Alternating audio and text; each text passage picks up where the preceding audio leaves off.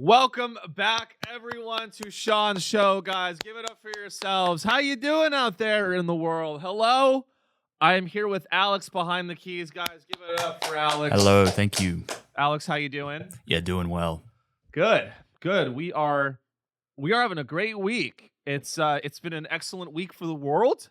I would say I looked out at all of the things that are going on. As you know, you listen to me because I stay in touch. I have my finger on the pulse. That's why you listen to me. I have my finger on the pulse of our American empire in decline. That is what I have. And the pulse is light. The pulse is faint. I've got my finger on the pulse of the culture, and it is dead. I'm sorry. The culture's dead. We're not looking good, but don't worry, because guess what? There's hope. Hope in the form of a noble, valiant, righteous protest against the kings, the No Kings protest, which we will talk about. And I want to say first off, I get it, guys. I'm a straight white guy. My parents own property. I am the empire. I have no right to even address how or when or the methods with which people use to protest what's going on in our country. I am not the guy to do it. Okay, so I just want to say that up front. And it's tough. And building on that, it's tough to be a white guy, right? I'm kidding. No. Obviously, it's I'm the last guy, and that's the thing. Is like I know my place. There were these No Kings route, the No King. What do we want to call it? A parade. The No Kings, it was a music festival. That's what white people do. White people take a good thing, like an actual protest that stops traffic or disrupts commerce. That's what a good protest is. If you're not disrupting commerce, then you're not doing a protest. And that's so crazy to say. They had the protest on Saturday afternoon. It was like when everyone was free. A real protest, in my opinion, is not Saturday at 10 a.m. after Pilates. If you went to No Kings after your morning rooftop Pilates class, I'm sorry, but it cheapens it cheapens it. It just cheapens it a little bit. I'm not even saying that it's not good. Like, I think it's good that am I glad that something's happening? Yes. Yeah, of course I am. I'm glad that that's happening instead of nothing. Of course I am. But, at the same time, you have to allow people to criticize No Kings. Just like you have to allow people to do the No Kings protest, you have to let people have their criticisms about it. And people go, oh, well, why are you making fun of No Kings? That's where you have to start. You have to meet people. That's what they say. With No Kings, if you criticize the No Kings protest or the choreographed dancing frogs, did you guys see the dancing frogs? By the way, the choreography wasn't even good. How are we going to fight fascism if the fascists have better choreography than us?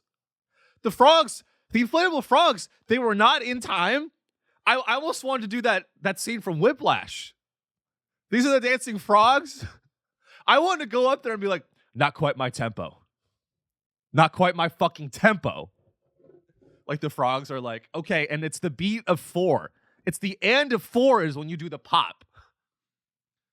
Not quite my tempo. Frog number 2. Why do you suppose I just hurled a chair at your head? Were you rushing or were you dragging? Were you rushing? How are we going to beat Donald Trump if you can't do a cartwheel on the end of 4?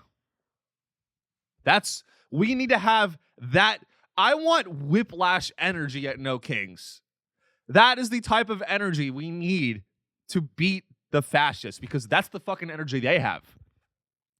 JD Vance is out here going, we need to be lethal. Okay? This movie was excellent. I love Whiplash. Is he playing outside? Oh, not in that. It looks like he's playing. Anyway, We need to have discipline. And look, on No Kings, it's when you criticize No Kings, people will go, they have two counter arguments. The first one they say is, well, you have to meet people where they are. And yes, that's true, but we also need to admit that where they are is brunch.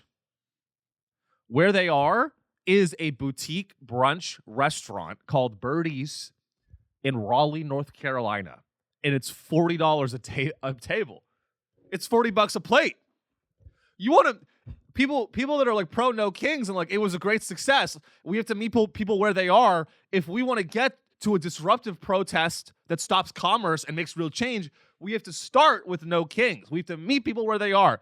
So you want to meet Rebecca at brunch? So that's what you want to do. You want to meet people where they are. So you want to get brunch with the girls? So you want to get brunch with the girls and talk about how successful your husband is at Morgan Stanley. Okay. And you think that that's step one. Now, you're right. You're right. Throughout history, revolutionaries throughout history have always said step one is to meet people where they are. It wasn't choke the machine. See, most revolutionaries, a lot of people think step one is choke the money, behead the kings, revolution, viva revolution. That's actually not the play. You're missing step one. That is the playbook. But step one is actually go to brunch. Step one is actually learn a dance. Step one is order the inflatable frog suits, learn a frog dance, and then I can tell that they didn't practice. I can tell that the frogs they didn't practice. So how are you going to be committed to beheading? How are you going to be committed to decapitating the Trump administration's warmongering Epstein class if you can't coordinate a frog dance? Coordinating the decapitation of a fascist state is a lot harder than organizing a practice for 3 people for the frog. Okay. All right. That's enough of me being mean. It's frustrating. And the other thing they say is this. They go, you have to meet people where they are. And then if you criticize No Kings, the other thing people say is they go, well, what the fuck are you doing, asshole? At least I was there. At least I made a sign. What the fuck are you doing to fight fascism other than bitch about it on Instagram? Or your stupid failed podcast. It's not failed. Thank you. I have a coalition of the willing. 50 people. 50 of the most homeless, autistic, fentanyl addicted. I'm getting powerful. You guys may not know, but you guys may not see the numbers. I'm not that big on YouTube, but on Spotify, there's some real momentum. It starts with a trickle, and it ends with a bullet in my head, but it's a real momentum. Now, the other thing people say, they go, oh, what are you doing? Okay, well, I was out there on Saturday morning after Pilates. At least I'm out there marching for our rights.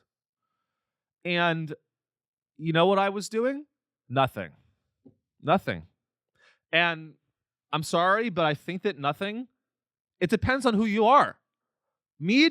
I believe that you have to have a level of self-awareness with this stuff. I'm a straight white guy. I'm in my parents' own property. It's better for me to do nothing and be shameful and guilty and watch a Malcolm X documentary. That is the most I can do. Other than kill the president. That's the 2 things I could do.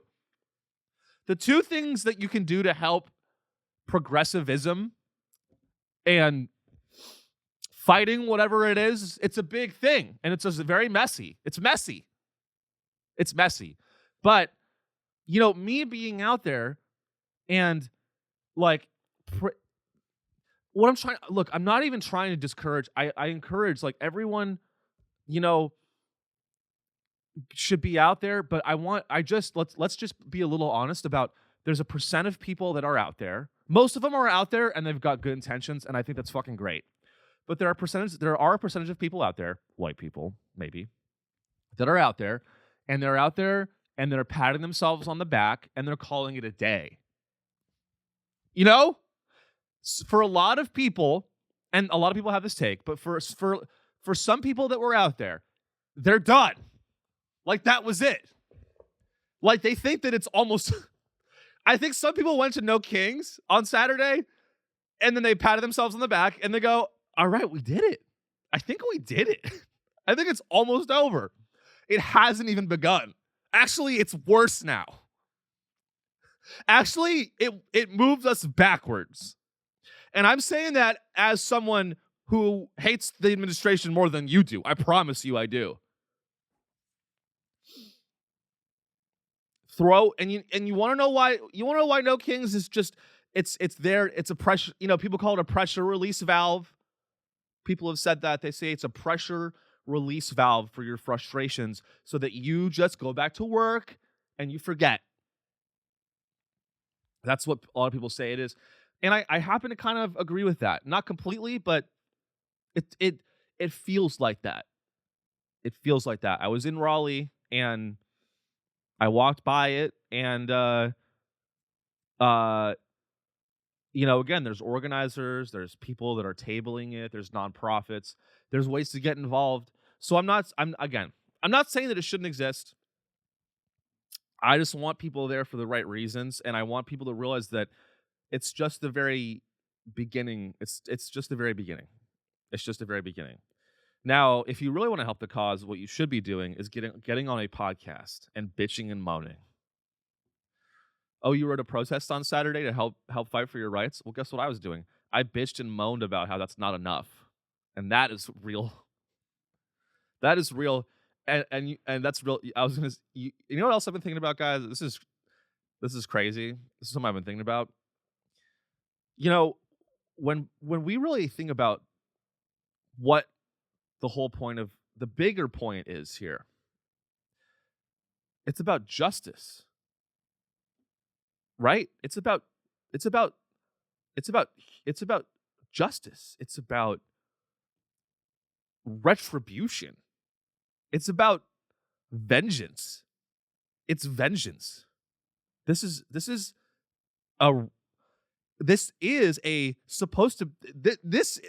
final form of this is a righteous vengeance against the horrors and the atrocities that our country has inflicted upon our own people and across the world.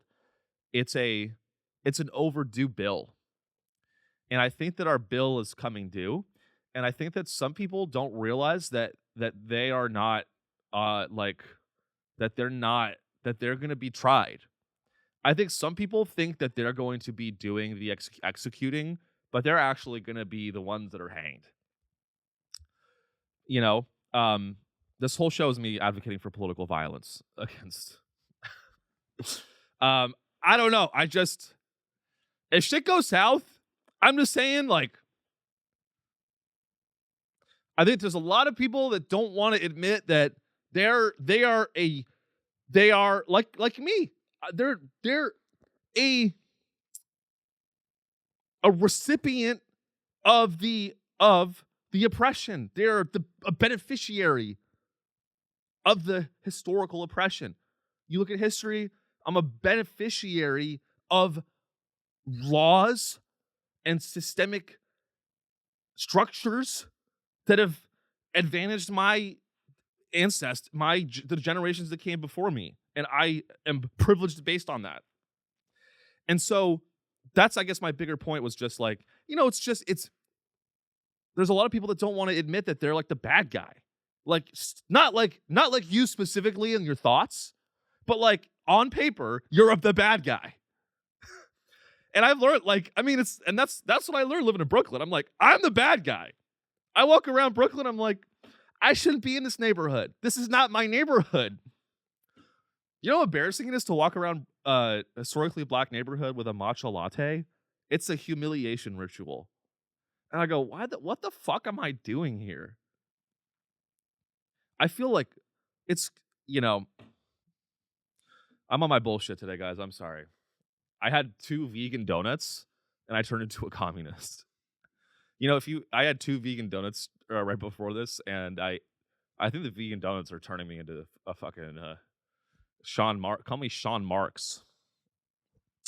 Um, so get out there, get your frog outfit, and remember what's important. Remember what's important is that maybe we can't overthrow the government, but we had a lot of fun along the way. Maybe letting fascism happen wasn't maybe that was okay. Maybe it was just the dancing frog. You know what we okay. You know what we really need to kickstart a real movement that stops commerce and blocks traffic and actually makes a difference in stopping fascism? We need ICE to fucking blow off one of these frogs' heads. I'm sorry. That's kind of what needs to happen. What needs to happen is ICE has to go to one of these frogs, put him on the ground and blow his head off. That is what will kickstart. We don't need that. I don't want that to happen. Or anything the opposite. How about one of the frogs blows off an ICE agent's head? That would be fucking lit. Would that not be crazy? These frogs are dancing. The frogs are dancing. But you know what the frogs need to do? The frogs need to get armed. Arm the frogs. Can we arm the frogs? Oh, no, you don't want to have a frog. See, you'll wear the frog costume, but you won't get a gun. There we go. If you're just listening, that's a military frog with an M something. I'm not a gun guy. It's easy for me to complain from my glass tower, okay? I am not better than you. I'm just venting, okay? Because, it's that, and that is a tough thing. When you bitch about this stuff, people always come back and they go, well, what the fuck are you doing, Sean? Why don't you get a gun? You want to know why? You want to know the real reason I don't get a gun and go out into the fucking street and stop commerce and fight for what I think is right in my heart? It's because my parents haven't died yet and I haven't gotten my inheritance. 100%. 100%, that's the reason. And you want to know what? That is the reason for a lot of fucking people. Because I swear to God, if I didn't have via my family, I play it up like I'm very well. We're not talking about like a billion. I'm not a fucking Nepo baby, okay? If my dad stayed at maybe that would have been the case. My dad worked at in the 90s for like 2 years. I'm like, he listens to the show. I love you, Dad. Maybe we should bleep out the company name. I don't want to out him. Whatever. I don't know, but it's like deep down, gun to my head, I'm probably not getting the AK-47 and going to the street and fighting ICE. Okay? And that's really hard for me to say. Sorry, this is the FBI calling me. We're good. It was a debt collector, which is worse. Guys, I get calls from debt collectors like 4 times. They call me 4 times a day. I'm like, hey, can you take no for an answer? I get calls from debt collectors 4 times a day. They call me 4 times a day, and I'm like, can you guys take a hint? That's the only ghosting I approve of is ghost all debt collectors. If you ghost your debt collectors, the debt does not exist. If you ghost your debt collectors, that's my form of fighting this shit. That's the only way I can fight this shit.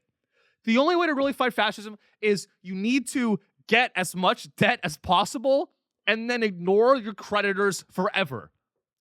That is the only thing you can do to take back power in your life. That's the only thing you can do is get a payday loan. Get a student loan. Get medical debt. I want everyone to amass as much debt as they can because that's what Daddy's doing. That's what Uncle Sam's doing. So why can America amass debt like there's no tomorrow, but we, the American citizens, have to be these frugal, Dave Ramsey type people that are super frugal and we eat beans and rice for every meal. Hey, Dave, I don't want to eat beans and rice for every meal. Thank you. Sometimes I like a little roasted salmon. Sometimes I like a little chicken. Beans. Dave Ramsey wants you to eat like a peasant and then die poor. That's what the fuck he wants. $1 million in debt. I love shitting on Dave Ramsey. $1 million in debt? Hey, Dave, debt is what billionaires use to avoid paying taxes. And not just billionaires. Debt is what wealthy people do to avoid paying taxes on their assets. How your whole thing is you're supposed to be this finance guy. Your whole thing is that you're supposed to be this guy that helps people build wealth. You want to know how the wealth is built in this country? Okay? It's start a company, become a government contractor, build equity in the company, and then you take out a loan against your assets. And you don't have to pay taxes. It's not a secret. It's not a secret. You can even do it with real estate. If you buy, debt is fine. Debt is fine. I am the Gen Z Dave Ramsey. I am Gen Z Dave Ramsey. Get in as much debt as you want to because we're all fucked. We are all fucked. And if we're not fucked, family is pressuring me to go into debt. You should. I will do it. I'm going to press you to go into debt. Dave Ramsey's like, ugh.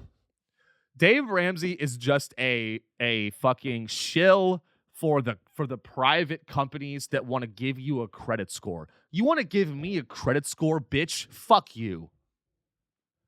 You want to give me a 530 credit score? The government and its private companies that contract, and somehow it's all private for-profit companies that have these credit score systems, they want to give me a credit score? Let's look at your balance sheet, bitch. You want to look at my balance sheet and my payment history? Experian, Equifax, TransUnion. What is trans? Is that like a credit score for trans people? All right, which by the way, I love. TransUnion. How about, all right, we'll move on. By the way, I hate trans jokes. I think they're hack, and I love trans people. All right. Guys, all right, where was I? I lost my train of thought. Sometimes it happens. So you get these credit scores. And those credit scores determine your ability to do anything. I saw this article recently where this woman was like up for a promotion at her job, and then they ran her credit. And they like didn't give her the promotion. This is a real story. Can we get this up actually, Alex? This is a crazy, I think it's real. It's from CNBC.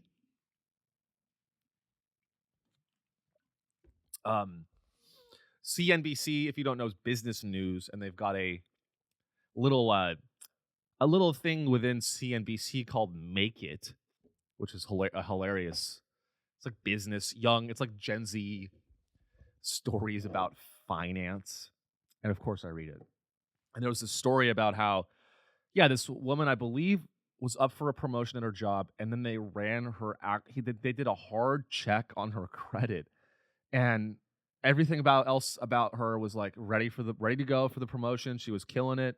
And then they like denied the promotion because her credit score was too low. And we're afraid of China? Now, this is insane. This could be fake news, but this is a real article from CNBC, right? It's from CNBC. Listen to this shit. This is the state of the United States. This is where we're at.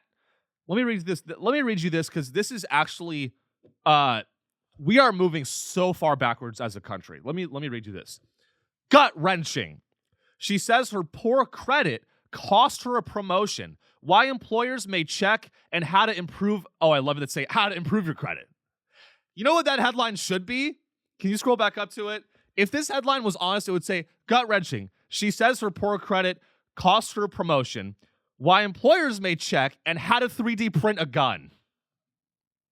If this was me, it would be gut-wrenching. He says he was up for partner at Goldman Sachs.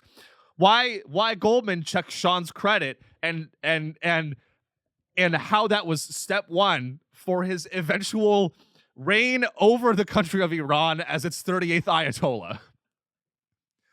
After Sean was denied partner at Goldman, that cascaded into a series of events where he ended up being the supreme leader of Iran, of the Islamic Republic of Iran. I don't know, that's not the name, the IRGC, Islamic Revolutionary Guard. So employers and corporations give you a credit score. Meanwhile, the country of America and the multinational corporations, they get to use all this debt to finance their operations and pay you a shit wage. Okay, so rules for me and not for thee.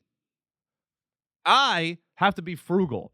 I can't have avocado toast for lunch and dinner or breakfast. I'm not allowed to have avocado toast. I can't go to the movies every week. I can't DoorDash Chipotle. It's too much. I need to save. I need to be fiscally responsible. How am I supposed to be fiscally responsible when Pete Hegseth? Why do I have to be fiscally responsible when Pete Hegseth and the Department of War spend $8 billion on lobster tail? And they go to Miami and they get a section. That's not what they're actually doing, but that's basically what they're spending your tax dollars on. Like, they're getting lobster dinners, and Kash Patel is using the government's PJ to like chug beer with the Olympic team, and that's like a good use of our tax dollars. And you want me? Fuck you. I'm gonna have the avocado toast, and you bet your fucking ass I have a Capital One credit card that they call me every day, and every day I go click. You bet your fucking ass I owe Capital One $9,000, and they can suck my fucking dick. They can choke on my fucking cum. The corporation Capital One, I owe them $9,000. They call me twice a day at 7 a.m. and 7 p.m. on purpose to psychologically fuck with me, but they can't. They're not going to get to me. And they go, hey, Capital One will go, hey, did you forget to set up a payment plan with us for that money you owe us? No, I didn't forget. I just didn't. Hey, it's Capital One. You haven't paid a balance. You haven't made a payment on your $9,000 that you owe us. Is there a reason for that? Did you maybe like forget? Hey, I didn't forget that I owe you $9K. I didn't forget. Oh, believe me, I have a great memory. I didn't forget that I owe you $9K. In fact, every day I wake up, I love that's how they go. That's their angle. What they're trying to remind, it's really a threat. It's actually the threat of death. Capital One will come at you, these credit card companies. You can play them. You can finesse them. The credit card companies, they'll go up and they'll email you, they'll call you, and they'll be like, hey, it's John with Capital One. It's not John, but hey, it's John with Capital One. Hey, we're seeing a balance that you haven't paid in 4 years. Did you forget? And they're like a mob boss because they're like, if you forgot, it's totally fine. They're like the police. They're like, if you forgot, it's totally fine. But just tell us now. Because pretty soon we're going to send this debt to someone that's a little bit less nice than we are. Because if you can't, we're going to have to close your account, and we're going to have to send it to a guy who maybe is a little less forgiving about this. And maybe your credit score gets hurt, and maybe that stops you from getting a job. Can you believe if you have a low credit score, they denied this woman a promotion? They denied this woman a promotion because she didn't have a good enough credit score. She's a doctor, a PhD in advanced studies. I don't know what that means, but she's a fucking PhD. Doesn't matter. All PhD. She's a PhD. Can you scroll down a little bit? Advanced studies of human behavior. That's legit. Head of community at Self Financial. So she's in finance. She's a master's. She's a very well-educated person.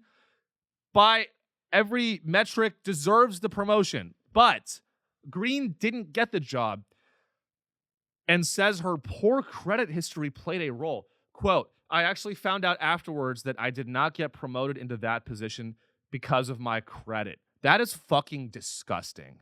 That is absolutely fucking despicable that corporations are even legally allowed to run your credit for whether or not they promote you.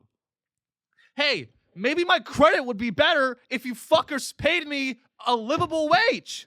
Maybe her credit would have been better if you fucking assholes had just paid her an amount of money where she wouldn't have to go and get that. Is that crazy to say? So yeah. So I'm done. I'm done pretending that our country is on the right track. I'm done buying into this bullshit. I own Bitcoin and gold. I actually don't, but I probably will. I just it's really hard for, and look guys, I'm a doomsdayer. I'm sorry. I'm a doomer. I'm a zoomer. I'm a doomer. How can you not? People go, well, you're a doomer. Yeah. How are you not? Fuck. How are you not? Why are you such a doomsdayer? How are you? Oh, am I a doomsdayer for looking at reality? Sorry, I don't have my head in the fucking sand. You know, I'm so tired of this fake. I'm so tired of this fake delusional optimism for the world. I'm so exhausted by these people that have all this fake delusional idiotic optimism, and they go, hey man, like your cynicism is not helping. I'm not being cynical. I'm just looking at the facts. Do you not want to look at the facts? You don't want to look at the facts. You want to watch Love is Blind UK. Hey man, things aren't that bad. Like I was at brunch. It was like $40 a plate. And then I watched Love is Blind. Like, what's the big deal? God, I fucking hate it.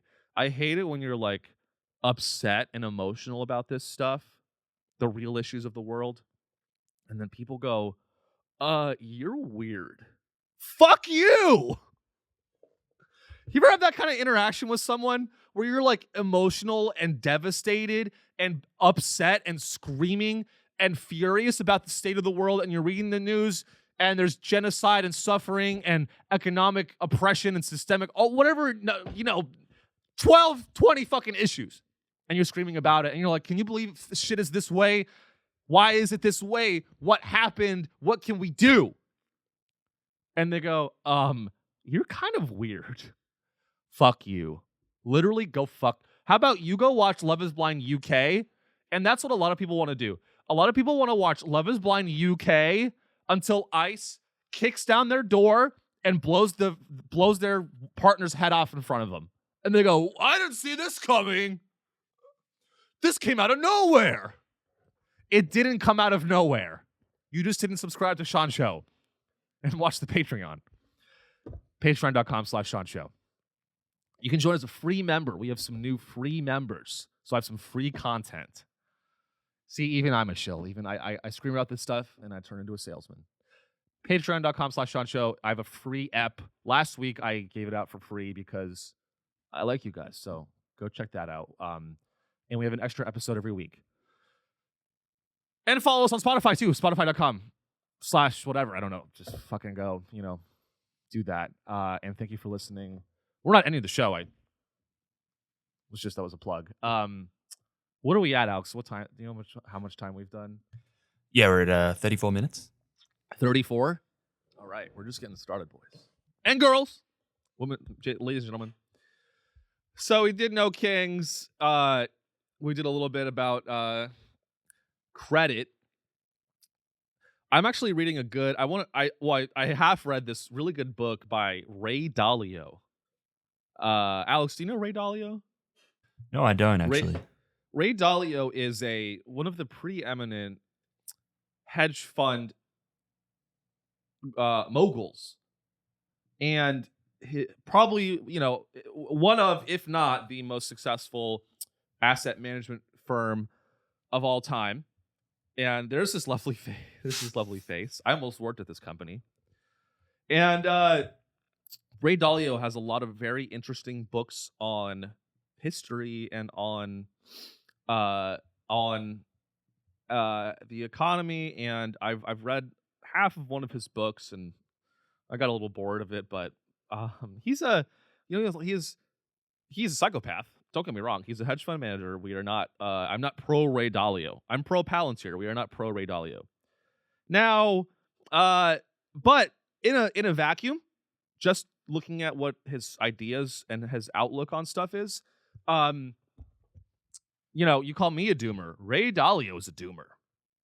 Ray Dalio has said that we are moving, not him, but a lot of the people that are very powerful, they're very tapped into geopolitics and macroeconomics. A lot of them are starting to talk about how we are moving into a multipolar world. And I love that phrase because they all these business executives and these talking heads in the media, they say we are moving from a American hegemonic structure to a multipolar world. You want to know what that means? All that means is that America, we can't wave our fucking cock around like there's no tomorrow. That's all that means. We're moving into a multipolar world. All that means is that if we hit a country with a nuke, maybe they can hit us back. It really is unfair that it's just, and again, it's kind of inevitable, right? Because when you have a country that's the hegemonic power, like the United States has been for the last century or longer, let's be honest. If you're just listening, we have all the countries on the map here. Think about the map of the world. It's like a playground. This is like a school playground. On the geopolitics is actually really easy to understand. All it is just think of every country as a kid on the playground. We've all been to kindergarten. Remember kindergarten? You're on the playground. Elementary school, you're playing Foursquare. Some of the kids are playing Foursquare. Some of the kids are playing basketball. Some of the kids are trying to enrich uranium. And some of the kids are worried about that. And we're back. Sorry about that. I have a day job. I got to make that cash. But we're back. It's been 4 days. I got a call. We had to do a little cut because I got a call and my friend was like, "Hey Sean, you need." They went, "Hey Sean, we heard the recording that you guys were doing through the Alexa that you have in your room, and we were just listening, and you need to kind of dial it back." Kash Patel called me and said, "Hey man, you really hurt my feelings," and I said, "I'm sorry, Kash." And then he was like, if you take everything you said back about Israel and the U.S., I'll let you fly on the PJ with me next time. With me and my country singing girlfriend too. And we can hang out with Jelly Roll. God, I love the more I do this, the more I don't have an influence, and the more I think about like anyone that really is a known person publicly, the more I'm like, I don't want to have anything to do with any of you motherfuckers. It's scary. It's scary to have influence.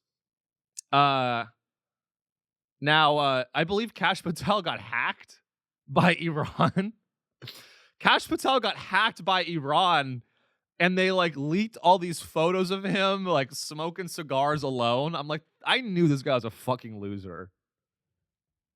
The only way Kash Patel can find a woman that wants to be with him is if he has the government's PJ on speed dial. Oh God. Fucking Iran. I love it. All right, let's get back on track. So we did No Kings. we did a little classic Sean Riley divergence from the topics. Damn, we have so much to get to, Alex. I have a. Oh, what was the? Oh, we have to do the psyop of the week. Psyop of the week.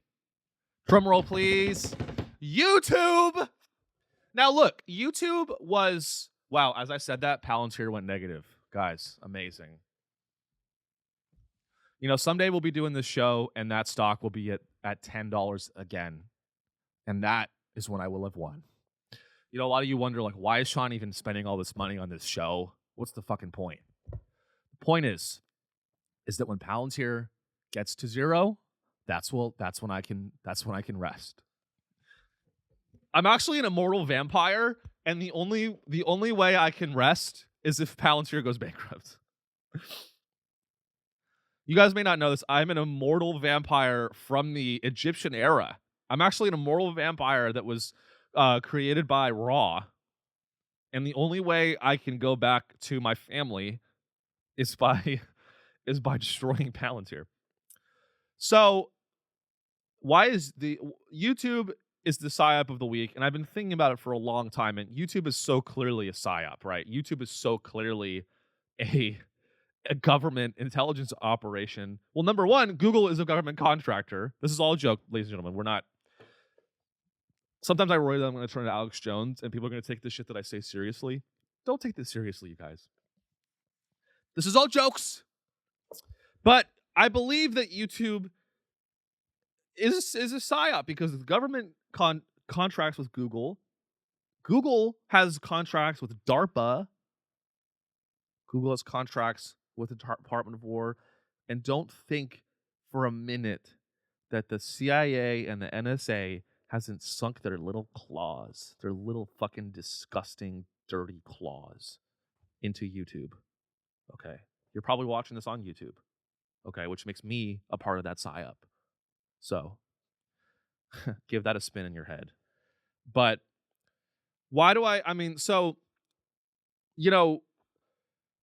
YouTube is probably the biggest psyop of them all because it's just you go on YouTube and it's an endless slop now. It's endless. They just lost a lawsuit.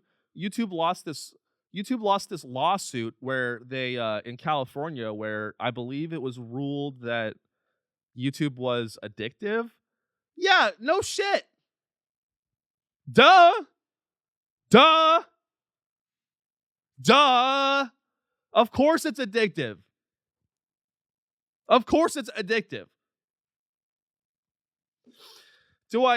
Who gives a fuck? This doesn't hurt them at all.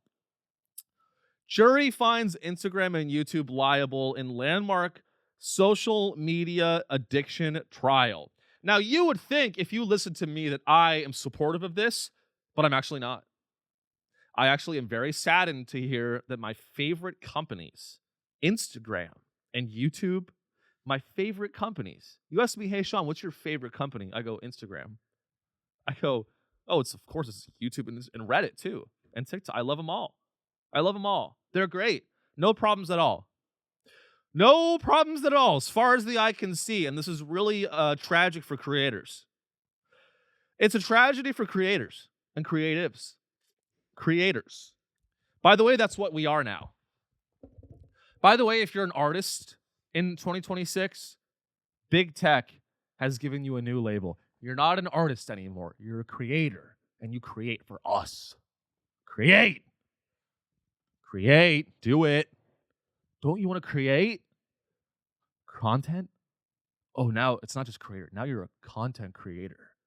You think if you called Michelangelo a content creator, you think he would be like, what the fuck? Or Clavicular? Clavicular is a content creator. I'm on the fence. Sometimes I feel like I'm an artist. Sometimes I feel like I'm making AI slop. And that's taking it back to YouTube. The entire algorithm now, and it's not just YouTube. This is a very broad issue that I'm noticing. The entire algorithm now, and this is not something that's a surprise, shouldn't be a surprise. I don't know if I'm listening to, you know what AI, here's another thing that AI has ruined. AI has ruined YouTube essays.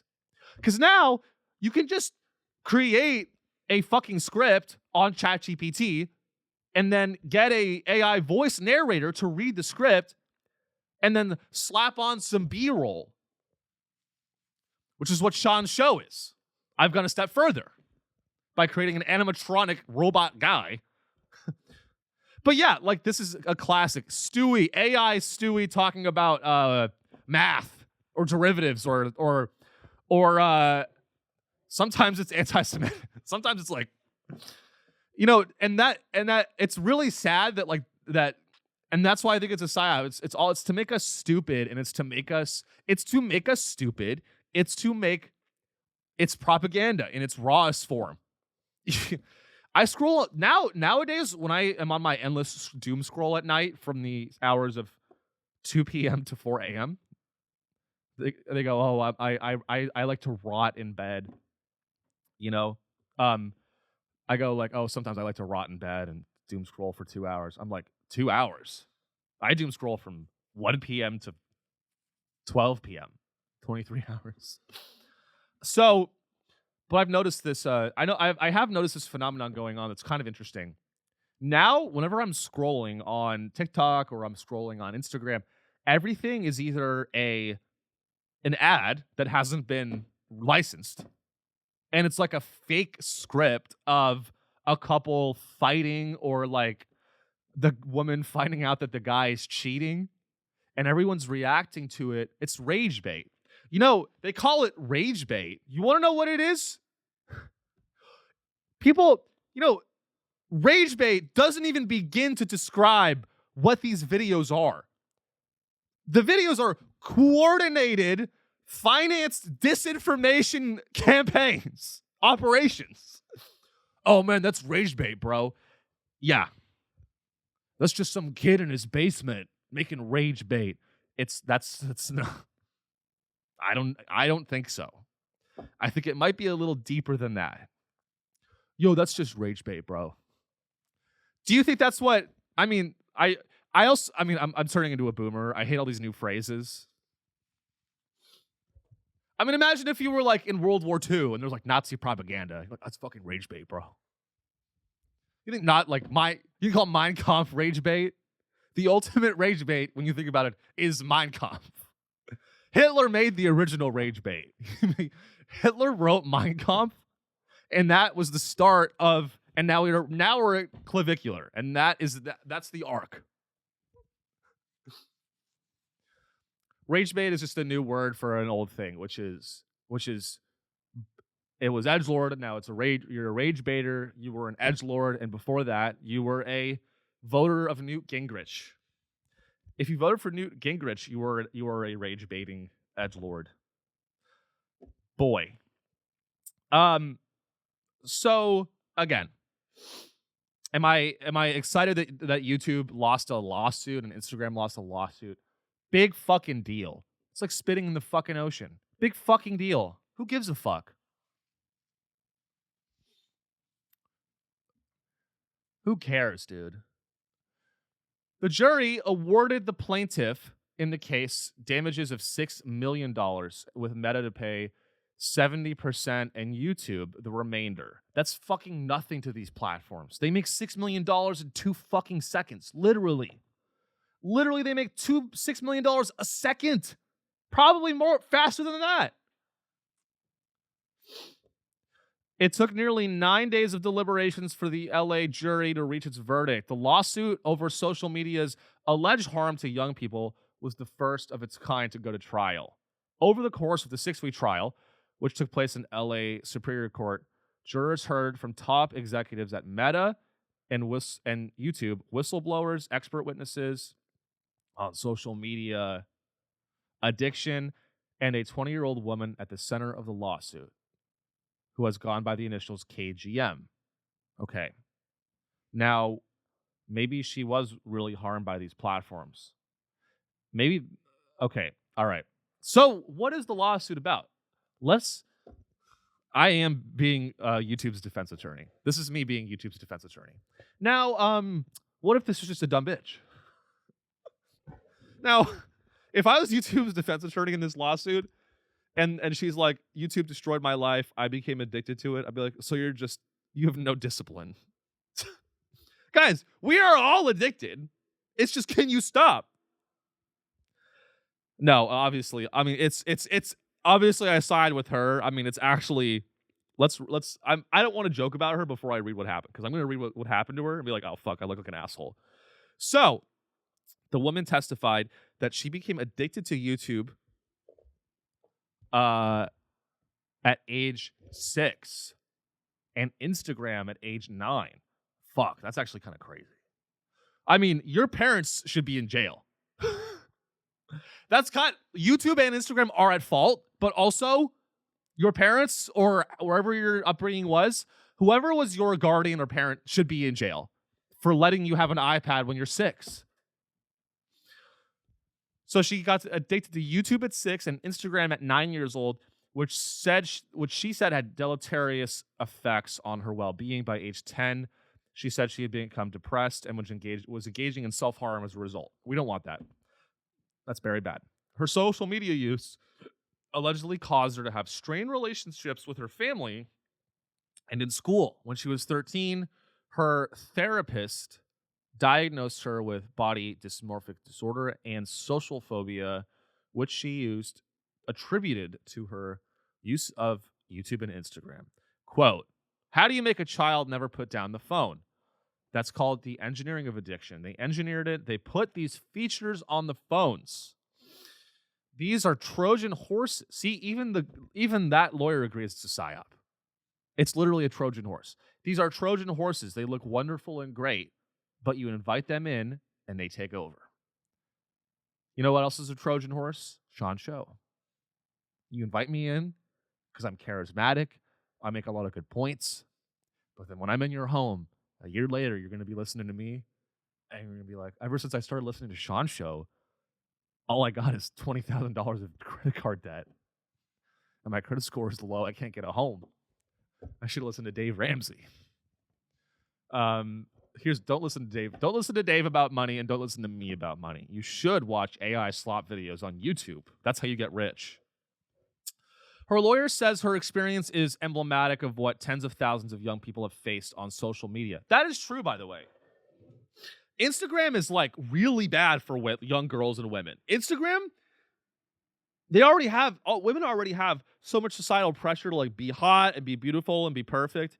And Instagram specifically, it makes this like competition that women have that much more vicious. And you're constantly dialed into it. And the statistics back that up, by the way. Ever since these social media apps came out, I think like teen suicide rates have gone up. I mean, all of it is so fucking sad. And that's why I'm really focused on building my audience on these platforms. No, I am. No, to be good, for good. Not to make money. And that's the thing. That's the hard thing is like, I'm on YouTube. I use these platforms, and these platforms are just evil. Everything's just so evil, but it's like, you got to make your choices. You got to make your choices in life, ladies and gentlemen. Now, am I happy? I mean, this is a massive win for YouTube and Instagram. It is. It doesn't look like that. The headline doesn't read that way, but they only paid $6 million. Does it set precedent? Maybe. They're fucking... The only way you're gonna beat these companies at their game is you're not. You are not. The only way to win is to be Mr. Beast. Mr. Beast is the preeminent. Mr. Beast is the king of slop. Mr. Beast was making slop without AI's help. Mr. Beast was making, people call it AI slop. Mr. Beast, he was making OG slop. Before AI came out and was being used to create media and create propaganda content, which he does, Mr. Beast had a whole team of editors. And he was like, you know what I want to do? You know what I want to do and bring to the world? I want to make videos where I put a guy in the woods with all of his ex-girlfriends. And then if they can survive for a month, they all get money. It's the Hunger Games. Mr. Beast is creating Squid Games and Hunger Games like events in real life. And they go, oh, he's a philanthropist. He owns a bank, you fucking idiot. He owns a bank. He just likes to help people. Some people, I swear to God, are so fucking dull and stupid. I'm including myself in that group. But in some areas, I'm very stupid. In others, it baffles me how you can like a guy. Like, it baffles me that people defend this guy at all. It baffles me. We have this final story that we should talk about, which is very, very important. And it's a very important story. It's a kind of a PSA for you guys. If you're still listening, I keep the best stories for last because I only want the people that are really listening to me to enjoy the juicy stories. So this is interesting. I believe it's at the very end of the list there, Alex. It's actually, there's two stories from Wired. One of them is like the IRS and Palantir, and there's another story from Wired. Maybe.